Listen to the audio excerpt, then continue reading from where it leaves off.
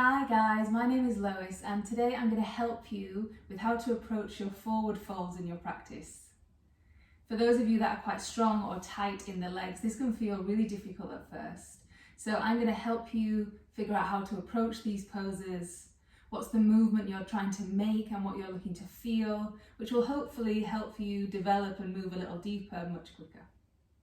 One thing I'd like to point out quickly before we go any further is often when people approach forward folds, their intention will be thinking you're trying to get your body down towards the legs. And really for most of us, all that's going to do is make you round, which isn't the shape you're looking to make. You're wanting length in a forward fold. So let's come to stand. Today we're going to be mostly looking at your Prasarita Padottanasana, which is your wide leg forward fold. Step your feet nice and wide apart. As a rough guide, your feet will be about underneath your hands-ish. Have your toes slightly turned in, heels slightly turned out, unless you have sciatica, in which case have the toes straight forward.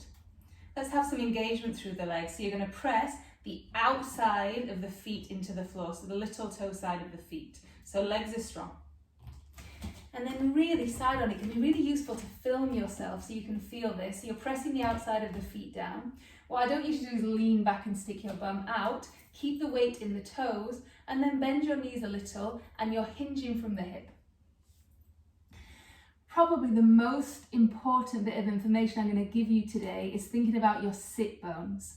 At the moment, my sit bones are pointing straight back behind me. Hopefully you can see that, which means I'm not going to be able to fold my torso while my sit bones are pointing back.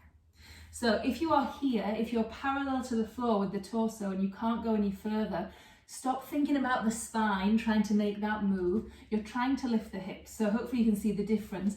I'm going to start lifting my sit bones towards the sky. Can you see they're now pointing a little more up rather than straight back, which allows my spine to tip forward. But whilst my sit bones are straight back behind me, my spine can't move. So if this is you, what I want you to do, bend the knees a little, send your weight into the toes, but keep the heels on the floor. And the motion you're working on is lifting the hips. Because for you, the work is in the pelvis, trying to lengthen the back of the leg so you can lift your sit bones and pelvis. And until you do that, you're not going to be able to fold. So don't waste your time and energy trying to drag your torso down when actually the pelvis isn't there yet.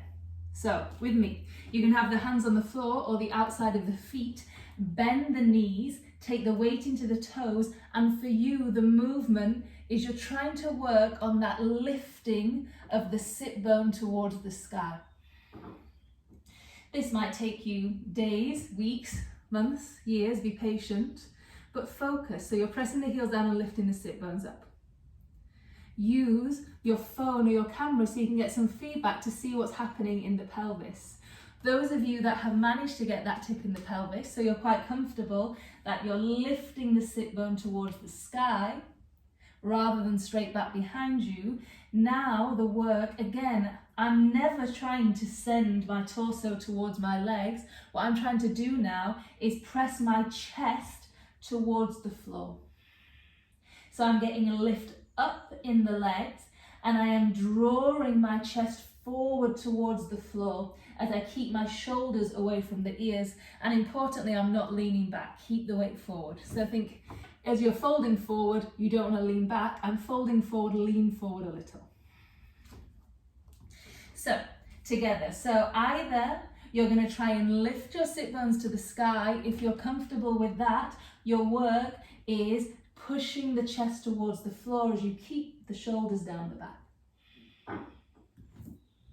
Lefty. One more breath wherever you are. Let's bring the feet together a little more, bend the knees to come out. And then if you'd like to try the same thing seated, go ahead. We can do legs together for this one, so it's a slightly different version, but it's the same idea. If my sit bones are pointing straight down, I can't fold. So if you need to bend the knees to shift the hips so they're pointing a little bit further back behind you. Let's catch onto the feet or whatever's available. So bending your knees, there is nothing wrong with that. And again, So if your legs are bent, you should be able to get a tip of the sit bone back behind you, and then inhale. I am not trying to get towards the legs. Almost think that we're never doing that in the forward fold. Inhale, I am sending my chest forward to create some length. Yes, at some point I might start thinking about going forward and down, but for most of us with strong legs, this is plenty. Hips back, chest forward. And it will require a little bit of patience, but stay with it. Shoulders down. Well done.